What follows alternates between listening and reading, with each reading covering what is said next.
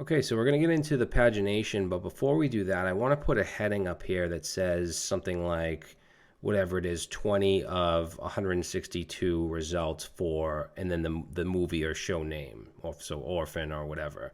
So there's a couple ways we can do this, but I think the easiest is to actually put in our global state in our search object here. We can do total, let's say total results, and we'll set that to 0 by default. And then down here in our search, let's see, we want to go to our search function, and basically we want to add, so after we check for the search term and after we get the results here, let's and we can get the total results. So that's another thing we have to pull out of this, is total underscore results. And then we're going to basically just add some stuff to the global state. So let's say global.search.page, and we're going to set that to page. Okay, and we're getting that from here, from the results. Because if you remember, the search API data, it returns an array of results, but gives you this other stuff as well, so you can handle pagination. So we get page. Let's also get total. We'll call this total page. Well, not call it. It's already described above. Total pages, and then set that to total underscore pages. And then let's do global.search.total results and set that to total results. Okay, so now that stuff is in our global state. So now down in the display search results, let's go right before where we put the results into the div, and let's put that into the heading. So there is, let's do query selector, because there is an ID in search results that's called, so just to show you, if we go here,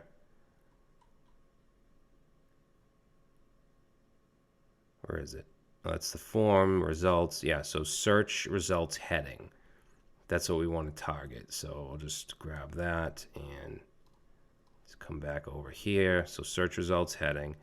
And then what I'm going to do is just put the inner HTML and set that to a template string. And then in here, we're going to have an H2. And let's see how we're going to do this. We'll say from our global, actually, no. We want the current results, which is going to be results. That's our array, and then length, which is always going to be 20 because it gives you 20 at a time. So we'll say 20 of, and then here's where we want the total results. So we'll say global.search. And then total results. So like, 20 of 162 results for the global.search.term. All right, so let's try that out. Okay, so it looks like I did something wrong here. Total results is not defined. Global.search. Wait, where is it? 266. Let's see, 266 equals total. Oh, this should be total underscore results. There we go. So 20 of 162 results for Orphan. So if I search for Goodfellas, we get 2 of 2 results. Cool. Now for the pagination, let's go back to Orphan because Goodfellas doesn't have pagination.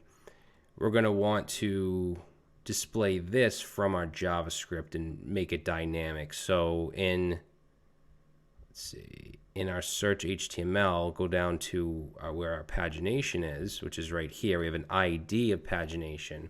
All this stuff here is going to be inserted through the JavaScript. So let's actually copy, we're going to create this div with create element, but let's copy the button, 2 buttons, and then this div here. So we'll cut that, and then we can delete this div as well. so that all we have left is the ID. So we'll save that. And let's see, we're inside of the display search results down at the bottom. So after the for each, so after this right here, we're going to call display pagination. And then we'll create that right here. So we'll say create and display pagination for search. So function display pagination. So the first thing I want to do is just create the div element. So let's say const pagin. Actually, we'll just call this div. So document dot create element, and then we want to create a div, and then we want to add a class to that. So div dot class list dot add. We're going to add the class of pagination. And then let's set the inner HTML. Okay, make sure you set it to some backticks. And then inside here is where I'm going to paste what I just copied. Now for this page 1 of 5, I'm going to replace that with our global.search.page. And then this right here, we'll replace that with our global.search.total_pages. And then underneath that, let's say document.query selector, and we're going to select the ID of pagination. And then we're going to append child and pass in div. Okay, so now we have our pagination back. Now it says page 1 of undefined. So let's see, global.search.total_pages.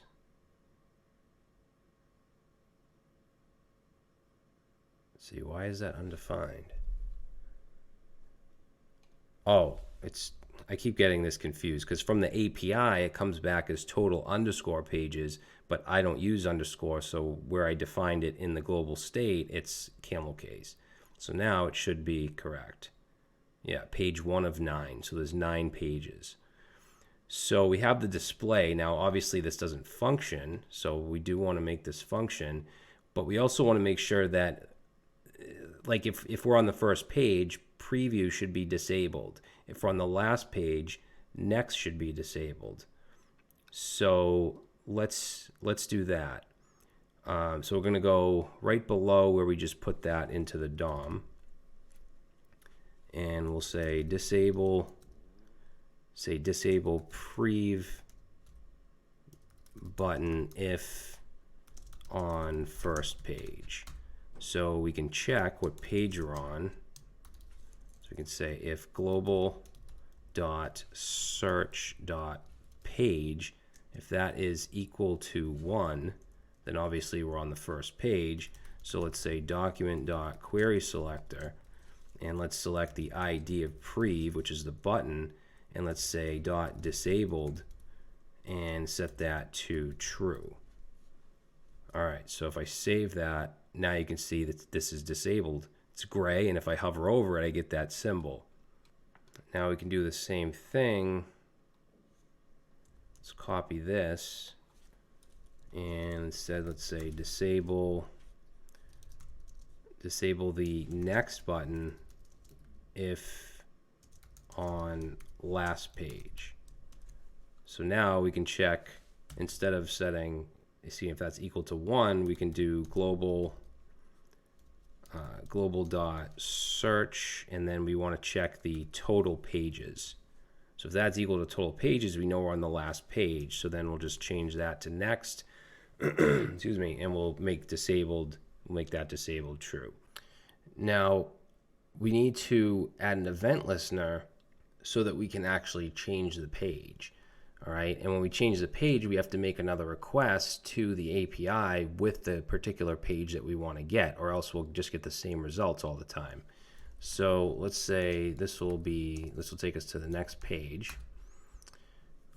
So we're gonna select we'll do the next first. So let's say query selector and select the ID of next. And then we're gonna add an event listener. And that event listener is gonna be for a click event. And then we're actually going to be calling our search API data in this callback. So we want to make sure that we make this asynchronous. So we're going to say async. And then we want to increment the global search page. So let's say global.search.page plus plus. So that'll increment it by 1. Right? Then we want to make a request, and we're going to get from that request the results, of course. And then I also want to get the total underscore pages. So we'll set that to await the search API data function. All right, and then we're going to want to display the results again. So let's call display search results and pass in the results. Now, before we try that, we're going to go down to our search API data. So right here, because right now we're only getting the first page, the first 20 results, and obviously that needs to change depending on the page. So if you remember when we looked at the docs, page was one of the optional query strings that we can send. So I'm going to go on to the end here, and I'm going to say ampersand page, and we want to set that equal to the global.search.page number. Okay, so let's save that, and if we come down here, we click next, you see it gets the next batch, but the old movies are still there. And also this, it creates this all over again, right? If I click next, it adds the next movies. It also creates this, more of these paginations. Now you could have something where you click next and you show the movies and you have them all on screen. I think that's fine, but you obviously don't want more than one of these. But I want it to replace the last 20. So what we can do is in our display, let's say display search results, which is, where is that? That's up here. Where is it? Display pagination. Okay, so display search results. What I'm going to do before we go through and loop through and show the results, let's clear, we'll say clear previous results. So let's say document.query selector, and let's get the ID of search results, and we'll set the inner HTML equal to just nothing. All right, and then I'm going to copy that down a couple times. In addition to the search results, we want to clear the heading as well. So search results dash heading, and then the pagination. Okay, and as I said, if you want, you could just do this and this, and you could have the results kind of pile on top of each other, but I don't really like that. I'd rather just replace them.